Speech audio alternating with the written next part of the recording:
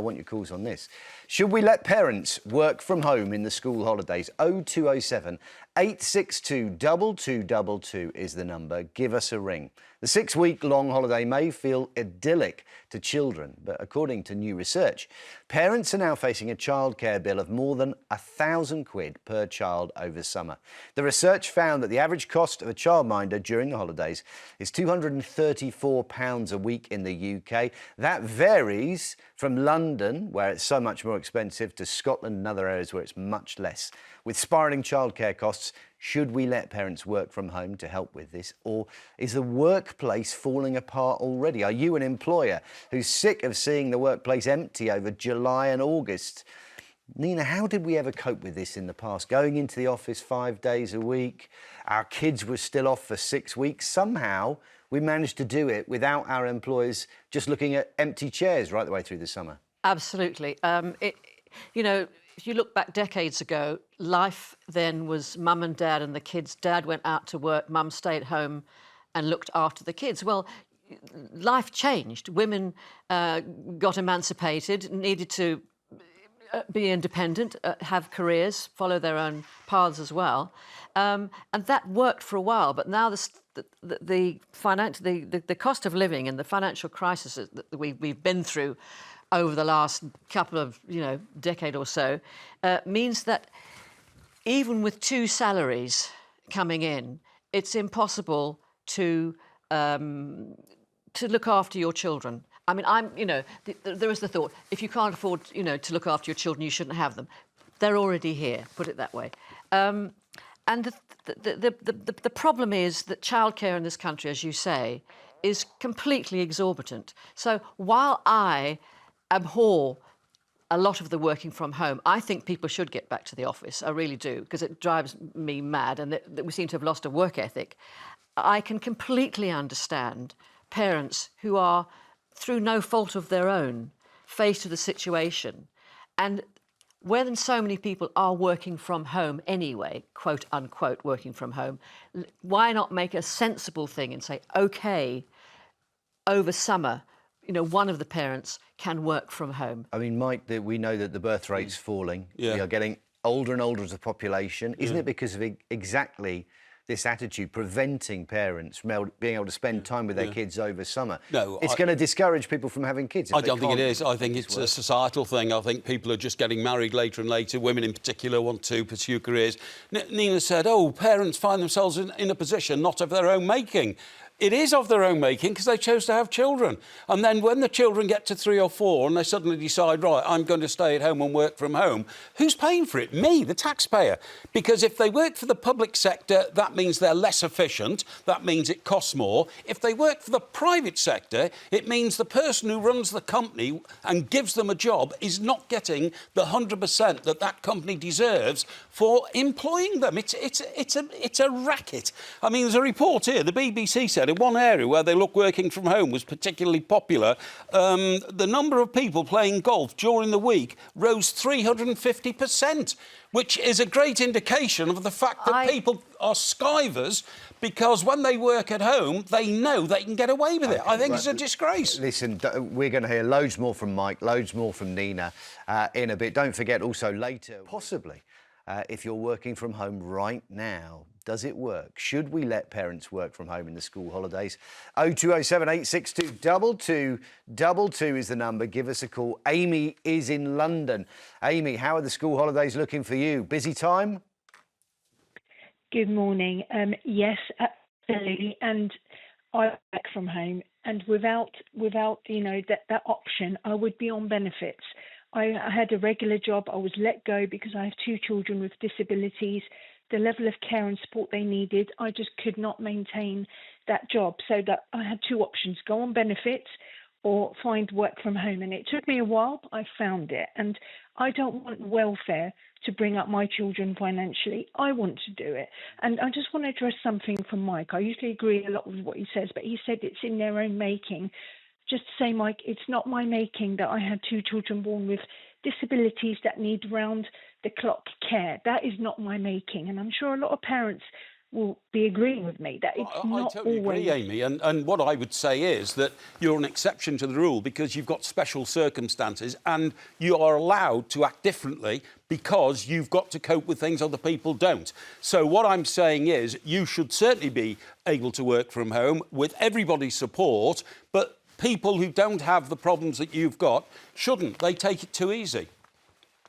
I think, Amy, you might disagree with that. I absolutely agree. Yeah, I do agree with that. I do, but it just kind of bothered me a bit when you said it's because it sounds like you were saying it about everyone that it's in their own making. It's not.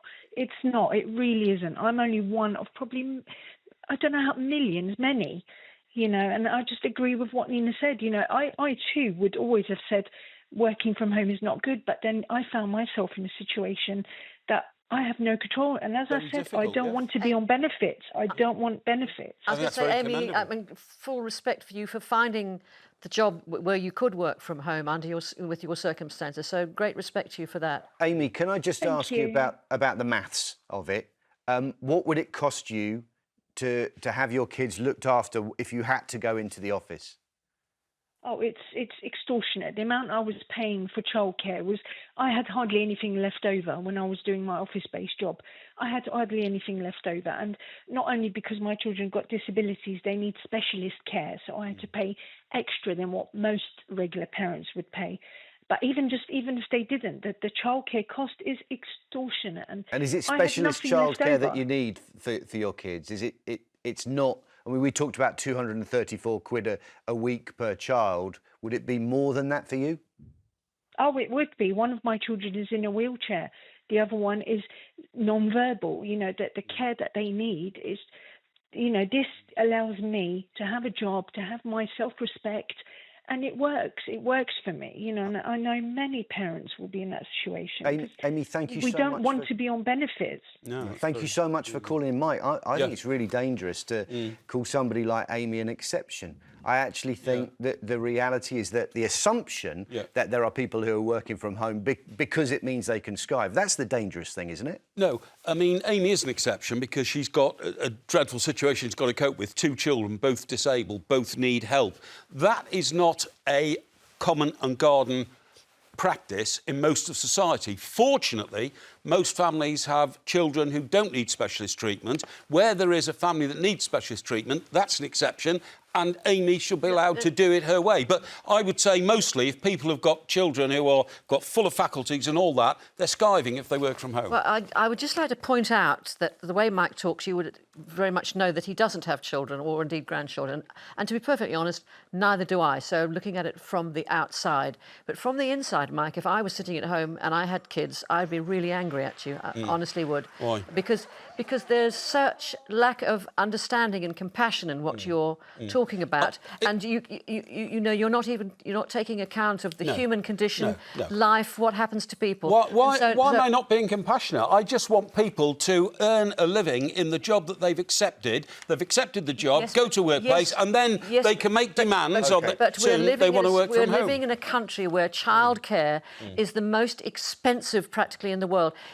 And we always quote Scandinavia. If you lived in Denmark or Norway, you would be able to live properly and bring up your children. I'm just glad that Amy's found an employer that is happy with her situation. It's allowed her the dignity and self-respect you get from work and to look after her kids as well. Margaret's in Belfast. What do you reckon, Margaret?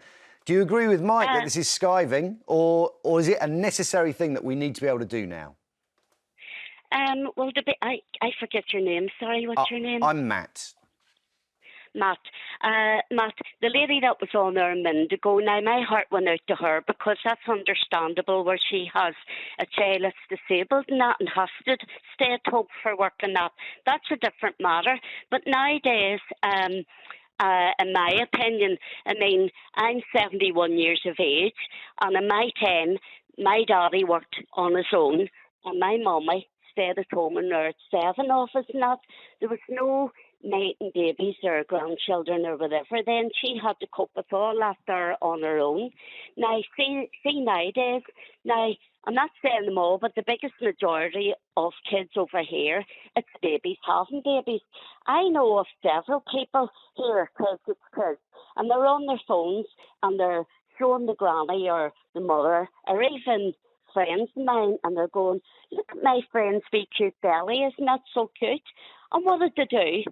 What did they do in a couple of days after that? They went and got pregnant. And who's left to mind the grandchild, the granny and the mummy? Okay, And Margaret, that's not fair. the reality is that your mum and dad's situation, for a lot of people, would not sustain a household these days because you need 2 incomes to pay the mortgage, to pay the bills. That's correct. And without that, with one person staying at home the whole time to look after the kids, however many it might be, it's not going to get them a home of their own, or for some people, even pay the rent. Well, it does get them a home of their own, because 9 times out of 10, I've seen young kids getting houses and getting pregnant, and then there's another wee guy on the batch and whatever, and then she gets pregnant again, and they don't have to pay rent or anything. See, when probably your time too, I mean, I worked hard in my time, and that was during the Troubles. I worked 2 jobs all my life, working in a shirt factory, full time, and then committed our part-time, done our charrette in the cinema at night. And the part-time charretting that I done, I put all my money away in the bank, because I lived with my mum and dad at the time when they become pensioners and couldn't afford nothing like that. We lived in a bungalow, and my mum used to say to me, Margaret, you don't have to have 2 jobs. But you know what I done with all my money? I bought all the furniture for the bungalow I was living with the minute and after, and I have something that I'm proud of. Well, you should be, Margaret.